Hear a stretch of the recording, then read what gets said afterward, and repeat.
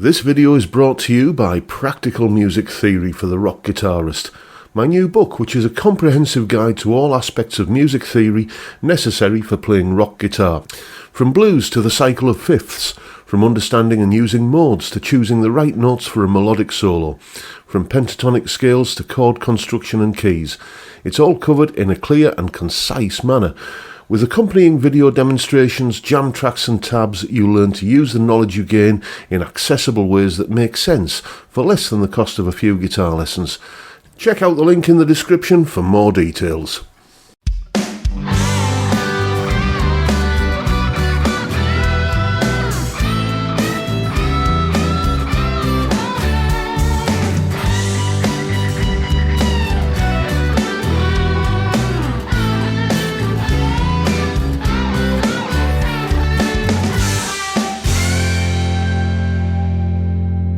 Hello chaps, welcome once again to John Robson Guitar Tuition.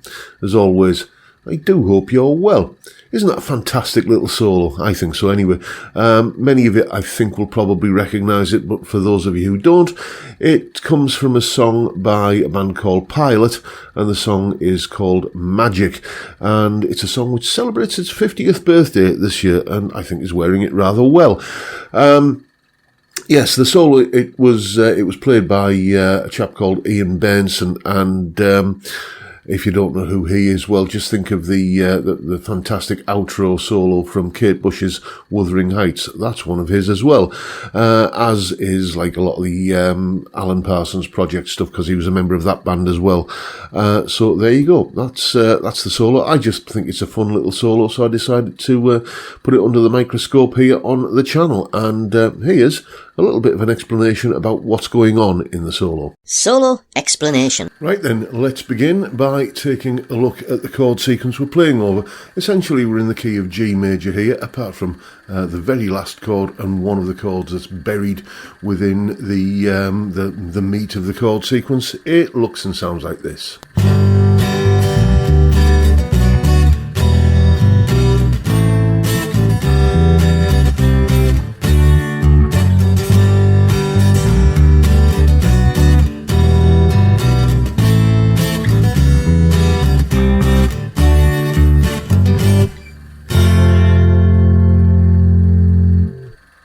So that F sus2 chord that's at the end there isn't in the key of G. That's from the closely related key of C major, and the C sharp minor 7 flat 5, the one that comes after the A minor chord.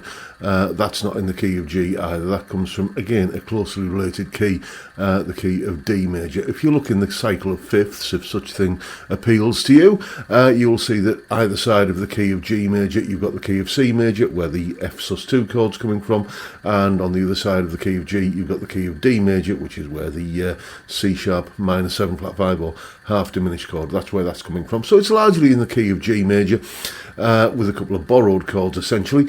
That means that we're going to be using the G major scale for pretty much all of the solo. Again, one note from outside that scale, an F note, and that occurs towards the end.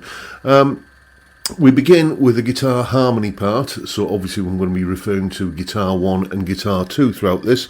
So let's have a look at the guitar 1 part, the first part of it anyway. It goes like this.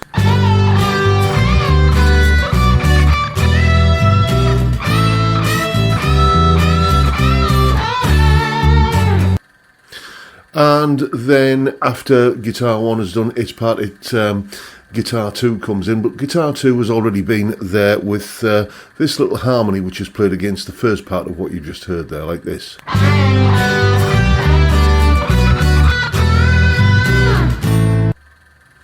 And as I say, after that harmony part, the guitar 1 part continues on a little bit further, as you heard a moment ago. And then we get, let me see if I can remember which button it is I need to press.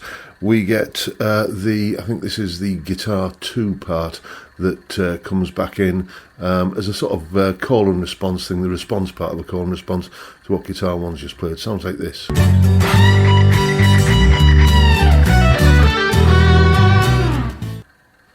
with that little descending run down there, which interestingly ends on an F sharp note, which is not a note that sits well with the E minor chord. It's a ninth and just rubs against it a little bit and creates a little bit of rather musical sounding tension.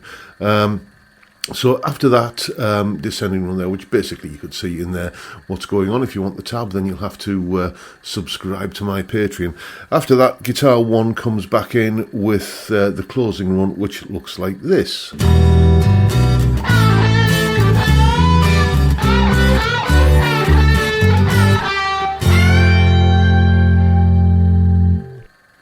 And that final note there is an F being bent up to a G over that final F sus2 chord. So that's why we're getting the F note cropping up there. A nice, accessible, I think, solo, and it's a song which, the song Magic, I should say, is a song which is, it'll be 50 years old this year. I believe it was 1974, but it still keeps getting used in commercials, in TV shows, in movies and stuff. So it's one of those old songs that just kind of keeps bobbing to the surface all over again. And, why I thought I'd do this solo analysis. Great little harmony guitar parts in there, question and answer, call and response, phrasing, and some nice little licks that you can easily make use of yourself. So now you know what to do. Go away and have some fun with it. And as I mentioned there, you'll find a full tab in both Guitar Pro and PDF formats, along with a clip of me playing the solo, that explanation you've just seen there, and a backing track to play along with yourself. That's all up on my Patreon page. There's the address, link in the description. $3 a month, I think it's £3 a month now as well, and you get access to all of these additional goodies that go along with these YouTube videos. And a massive thank you to everyone who supports me in that or any of the other ways, all of which are linked down in the description. And that's pretty much the video for today, folks. Hope you've enjoyed what you've seen, and if that's the case, please hit the subscribe button and the notification bell if you haven't already done so. And why not drop me a like as well while you're at it. Don't forget the live stream, every Friday, 5 PM UK time.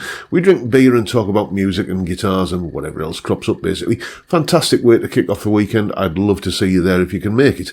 But for now, I'll bid you all a good day and say thank you so much for watching. Thank you for your time. Look after yourselves, folks. Stay well, stay safe, and above all, stay sane. Bye for now.